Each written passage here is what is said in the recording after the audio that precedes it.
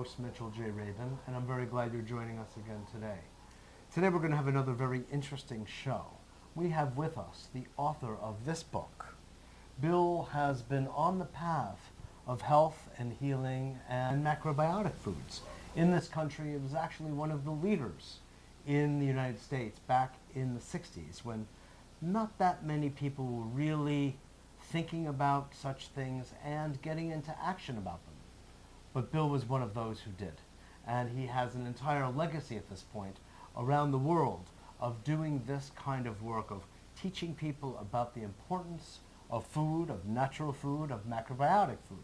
He's worked with the top people in the macrobiotic world. He's gotten trained by them all, and he's in turn trained hundreds, if not thousands of people all over Europe and the United States in these certain principles that really unite the importance of food with, of course, health, and even with our understanding of our environment, our cultural and our spiritual heritage. So that will be the subject of today's show, to explore this intimate relationship that we all have with food that in some ways we might not even be conscious of. But after today's show, God willing, we will be. So great to have you on, Bill. Thank you, Mitchell. Yeah. Good to be here. Good.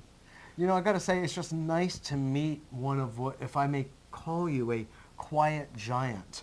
You know, it's a whole retinue of people who have been instrumental in changing the world from, in some ways, behind the scenes, and making a difference in the impact of certain ideas which are now carrying on through the generations. And it gets to a point where people simply say, oh yeah, everybody knows macrobiotic foods, you know, right. or everybody knows about natural foods. I did it in the 60s. Exactly, that's my point.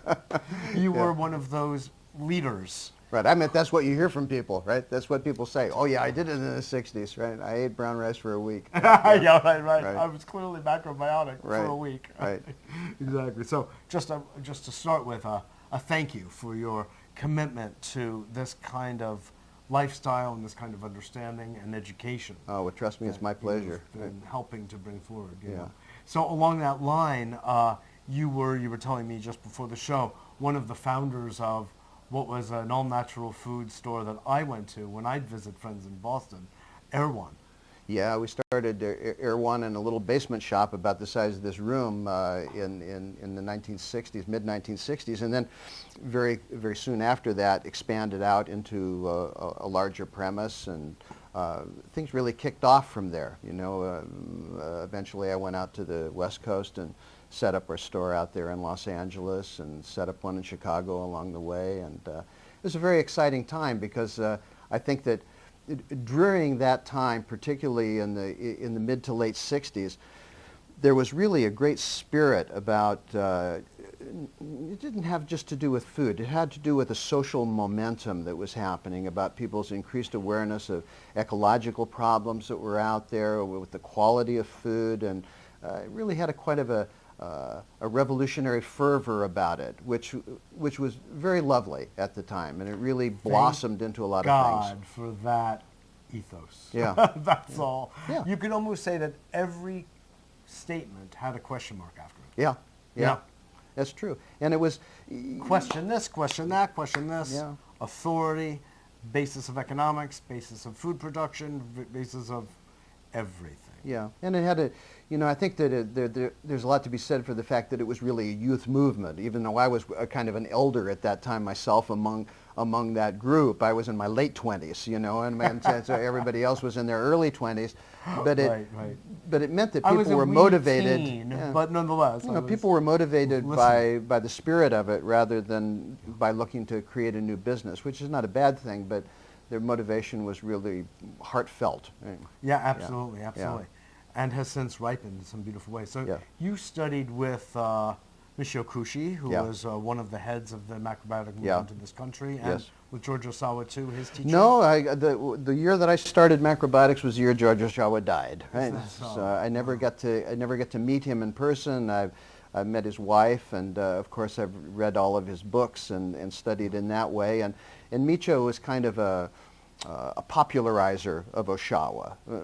Most of what Micho was teaching was really Oshawa's work, but he was just tailoring it a little bit more to the Western ethos and a Western understanding, perhaps, of that. You know, and I was very fortunate to be able to hit that at the time that I did before it really blew up and became a very huge phenomena. You know, and yeah, exactly. You know, I'm of a slightly different generation, but I did eat macrobiotic for a period of time. There you go. Of all places, it was a great week. Yeah. No, I'm kidding. Actually, it was for more like a semester. It was more like 4 or 5 months from some fellow I met from Bard College where I went to school. But we met looking at the water lilies in Paris, you know, and, oh my God, what are you doing? And he was macrobiotic. Yeah. And I said, you know, here, have this and have this and have this, you know. And we moved into the same pension, and before you know it, you know, I was vegetarian at that point anyway, and it was a natural. Well, that's the way macrobiotics spread, and it's also the way that it's kind of broadened out and expanded over the years. You know, it's never, it's always had the capacity, because it's really a philosophy. It's not essentially a diet. You know, there's a misnomer that happens there. There's the macrobiotic diet, and it's really more a macrobiotic way of choosing food. If you just look at the food part alone, it's more of a way of life. And so what's happened over the years is that we've incorporated our own mistakes. We've incorporated ideas from other modalities and other people that are working in nutrition. Is its base, Bill, essentially the 5-phase Chinese medical energetic model? Well, that's incorporated into it, and that's had more of an influence over the last 15 years. Oshawa actually was trying to get back to something even more original than that. He was getting back to the original yin and yang. You were mentioning Lao Tzu a little earlier. You know, he was getting back into that early Taoist phase. And it's not traditional Chinese medicine. You know, it's his interpretation of traditional Chinese medicine. And so sometimes people get their feathers a little ruffled a little bit because it doesn't conform to some of the models that are put out there. But it wasn't meant to be. You know, he was quite an interesting character himself, you know, and he felt that that sometimes Chinese medicine became a little bit too esoteric, that it wasn't practical enough for the normal user, for the woman in her home or the man in their home. How do we experience the phenomena of eating well or of being healthy? How do we experience that ourselves without a huge philosophical background into it, you know? And so he was attempting to create something that was a little bit more user-friendly. It's an interesting point, and anything that could be more user-friendly is of value. Yeah. No matter how you put it. Yeah. And innovation is always necessary and always shows up in the evolution of any form of medicine or any form of eating. I mean, just, you know, gastronomy through the ages, you could say, has always shown the imprint of the latest innovator, the greatest chef, etc. And then everybody emulates that, and so life goes on. And I think that right now, what's happening within macrobiotics that is very interesting and very topical is that because the macrobiotic diet initially came from a core belief that we are here on a planet and that being healthy means we're in balance with that planet, the ecological impact of macrobiotics is now showing itself up in terms of, well, you know, when you look at different ways of eating, there are many ways of eating that can create health. No, some of my macrobiotic associates would say, no, there's only one way, but no, there's many different ways it can create health. But amazing people lived before George Osawa. On a personal level, that's true. But on a planetary level, it's not really true. On a planetary level, we have to start looking at the production of the kinds of foods that can really feed everyone. We're looking at 9 billion people by 2050. That's a lot of mouths to feed. And so by 2050, we have to have evolved a human ecology which allows us to feed everyone, for there to be justice, food justice to be there. And when you look at what that diet might look like, it looks pretty much like a macrobiotic diet. Now, I'm very prejudiced in that way, but you can't base a healthy diet around animal consumption and expect to have a healthy diet. I think that's a reasonable statement. I think raw foodists, so to speak, would take some issue. Well, with I would comment. and I would take issue with that, but in a friendly way, right? Because Yeah. raw foods are okay, but you have to look at the consumption of cereal, grains, and beans if you're going to have a complete diet in all of the different geographical areas of the world. And this is where we come into a problem. I know a lot of really healthy raw food eaters. Ideologically. Well, and practically speaking, you Oh, know. oh yeah. You know, if you want to eat a raw food diet, I suggest you live in Florida or you live in Southern California or Hawaii or someplace that's very warm. When you start getting into areas like where I live in Glasgow, when I see people for health counseling, which I do, people that are eating a raw food diet don't really thrive that well in that kind of a climate because it's cold, it's damp. They need more cooked food. They need more deep nourishment. Exactly. I mean, the Chinese model, not that that's somehow, writ in only the sacred, but it shows that at times of spring and summer, right, one eats lighter and raw. Absolutely. And at times of fall and winter, one eats cooked food. That's right. And that's just a natural logic. Well, I'll tell you, in Glasgow, it's winter almost all year. That takes care of that. I wasn't, by the way, Bill, promulgating the live food. Oh, no, thing. it doesn't. It's that there is a time and place for everything. Absolutely. I totally agree with that. And if you look at things from a medicinal or therapeutic point of view, different foods have different nourishing qualities, and people need them at different times in their lives for dealing with different issues. Yeah. So I understand that. But and so we're if looking. you could describe the basis of the macrobiotic diet. I mean, most people associate the eating of brown rice with it. Could you expand on that? Well, sure, and brown rice is a very important adjunct because brown rice is. I mean, there's a famous nutritionist named Patrick Holford, and someone once asked him. He's a British nutritionist, and he's very popular in Europe. And someone asked him in an interview one time, if you had to eat just one food out of all the foods that are available and be healthy, what would it be? I know what he said. And he said brown rice. So it's not that I eat brown rice at every meal or even every day, but it's that the whole cereal grains play a fundamental part in macrobiotics.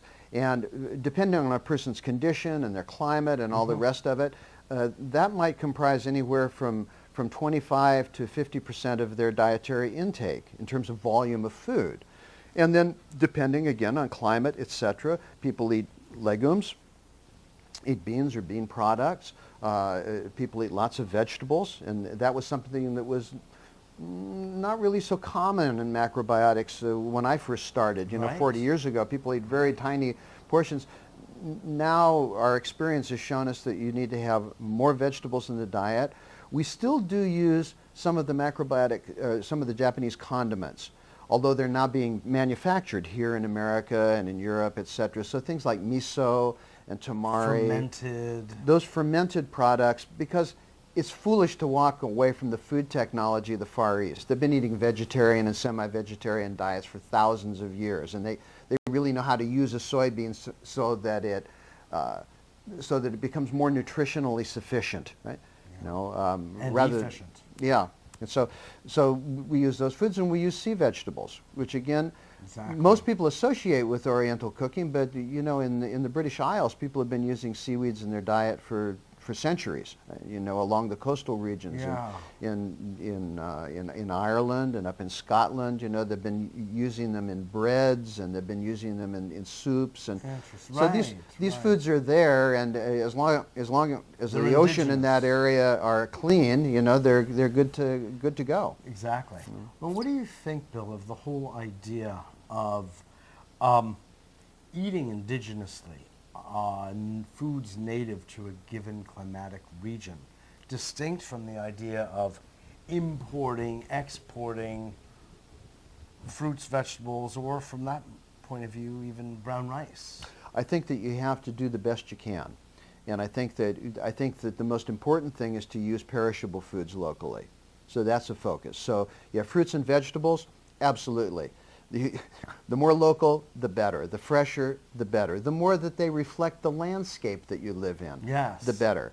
When you get into foods that can be easily stored, like grains and beans, then your net perhaps gets cast a little bit broader. You know, then you can work in geographical areas, you know, water basins, for instance, you know, or in America, there's a lot of, every single grain is produced here in America, you know, and available here. And in Europe, that's becoming the case too.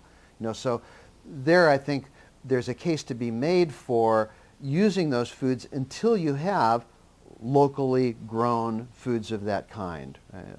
Here in New York, for instance, in upstate New York, kasha can be grown, buckwheat can be grown, rye and oats could be grown. You know, even certain varieties of rice could be grown here. They're not grown now. There's not enough demand for them, but they could be grown.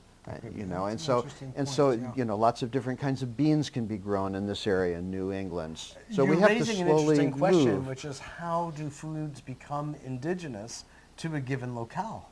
And it happens to be that those are the things that were grown, but that doesn't preempt other things from being grown. Well, and with a little creativity, imagination, and innovation, that can happen, as it always has been. You start to trace any food back and you're amazed as to where it ends up. Right? You Right. know, I mean, you know, tomatoes, potatoes. Exactly. Just I was thinking of the tomato. You know, That's right.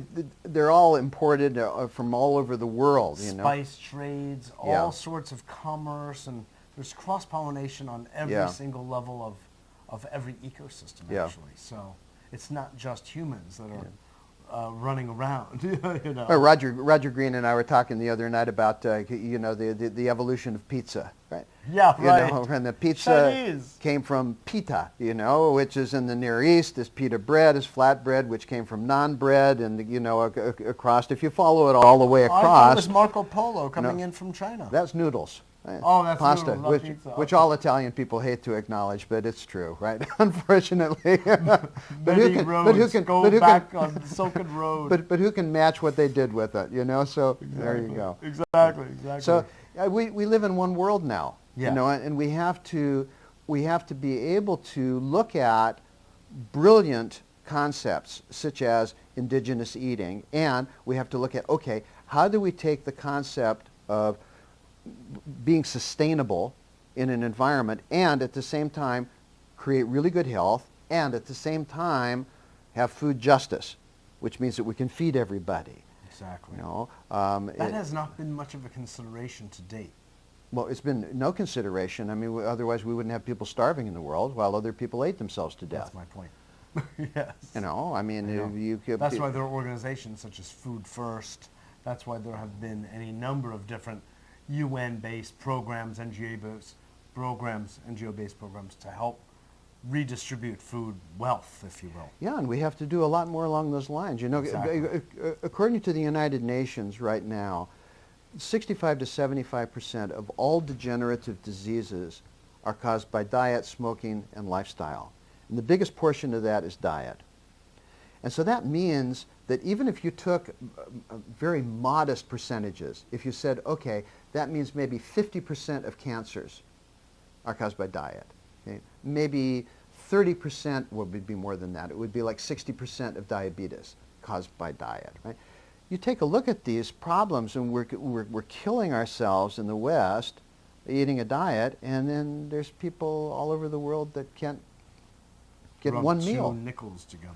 You know, and so As they this say. really has to become a priority, not only for question. politicians, because it has to become a priority for individuals. We need to start looking at what we do in terms of the broadest environmental and social impact, not as a kind of hair shirt, you know, beating ourselves on the back and feeling guilty about things, but as a positive movement forward and saying, okay, what I'm going to do is I'm going to start living as if life really mattered. You know, and not just my life, but your life too, and the life of everybody on the planet. That's when we get into something really exciting. You've been doing things around the United States, but also for the past many years, Europe. Yeah. In terms of running a health center Yep. in Spain Yep. and doing similarly in England for, up to a decade. What is it that you see going on now relative to the macrobiotic movement and just consciousness around food and food justice in your comings and goings? Well, Do you think it's getting, in a sense, better, and what does that mean, or worse? I think that both things are happening, right? I think it's getting better in the sense that it has to be complicated. that there's more that there's more awareness. What I think is also happening, though, is that there's too much complexity. Right? We get too hung up in the small stuff. Yes. Really, there's so much confusion about nutrition, and whether it's raw, whether it's cooked. Okay, nutrition is simple. It is simple. You take any group of epidemiologists in the world and you put them in a room and tell them we want a diet that will feed the world and make people healthy, and they'll come up with a really simple diet. Right? Mm-hmm. It'll be simple. It's not going to be complicated. It's not going to be built around supplementation. It's going to be a simple diet. Right? And it's going to look kind of like a macrobiotic diet. Not completely, but kind of like. Mm-hmm. Right? So that part is really simple. Just for the sake of the audience, we're talking about brown rice. We're talking about including whole cereal, seaweed, whole cereal grains. Doesn't have to be rice. Whole cereal grains. It has to be more fresh vegetables, fresh fruits. Has to be the use of beans and more vegetable protein in the diet, less animal protein in the diet. Good quality natural oil. So it doesn't exclude animal protein, or just look, people aren't going to stop eating animal protein right away, right? So macrobiotics in its later evolutionary stages includes it. Well, it always did. Okay. Actually, it's been cut. That's been cut back in macrobiotics. I mean, originally in macrobiotics, the recommendations were if you want to eat fish a couple of times a week, and that's been cut back with a lot of people. There's probably 50% of the macrobiotic population that are now vegan.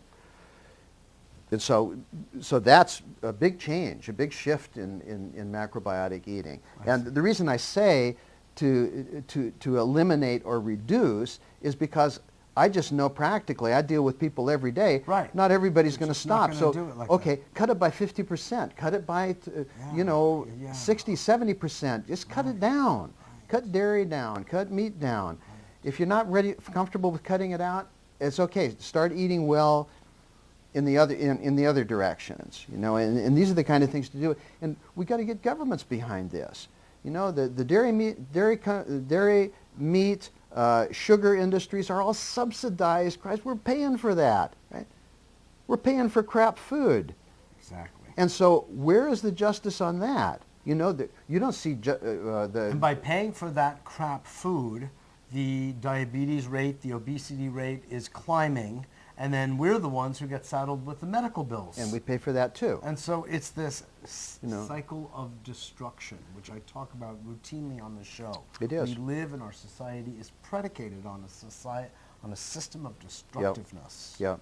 And so we really need to shift that and flip it over to a society that's a system of creativity and life affirmation. Exactly. That recognizes the sacredness of the planet, which you're really pointing your finger to in a couple of ways. One, food justice. Right. And two, how to be environmentally efficient and smart and sensitive by growing foods that will feed the many instead of the few, and will respect the ecosystems in place. Yeah. And we got to do it fast. And the reason we have to do it fast is because there are economies that are growing like China, India, and those people look they don't like to say that they do, but they look to America to see what's the hip thing to do, right? And if people are still eating a lot of meat here, the amount of meat consumption in China is going up, up, up, up. The amount of meat consumption in India is going up, up, up, up. And we're setting ourselves up for... Is that what's happening? Oh, yeah, absolutely. Actually? Absolutely. And each one of those little incremental rises means jungle that is taken away so that we can grow soybeans and feed for cattle. That's where that comes from. So we're getting, Look at the again, Amazon rainforest. at the cycle. We're getting the cycle happening again, right? We're getting environmental destruction in order to create food injustice. It's all connected. You're totally right. Totally right. It's completely connected. Yeah. So now putting on your hat as a philosopher, which is part of what you describe. I mean, that's part of you in this book, reflected in this book.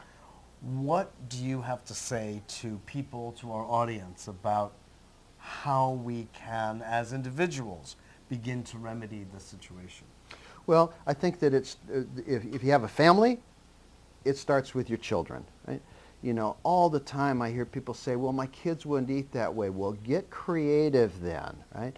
You know, I've raised 6 children. They're all very healthy children. They all were raised on this kind of a diet. They're athletic, they're adventurous, they're smart, they're out in the world, right? It just means that you have to take that extra time to cook food, right? This is another thing that's being lost. People are forgetting how to cook. We got to learn how to cook again so that we're back in control of what we're doing.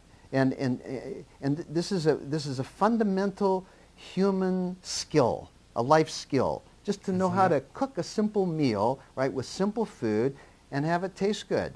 You know, and this is not, it doesn't require a PhD in anything to be able to do this, you know, and then we have to start looking at incorporating more of the foods that are sensible foods like grains and vegetables and these foods, not allowing them to be processed, buying them straight from the market, cooking them ourselves, preparing them ourselves, getting back in control. Because right now, most of the world is not in control of their food, right? They're losing control. You have made some really salient, important points, and I want to just thank you again for your good work. Well, thank you. It's been lovely talking to you. I'm so glad. For me too. Thank you. This is Mitchell J. Rabin for A Better World. Thanks so much for joining us. I hope you enjoyed that as much as I did. Visit us at our website at www.abetterworld.net, and I look forward to seeing you all next week.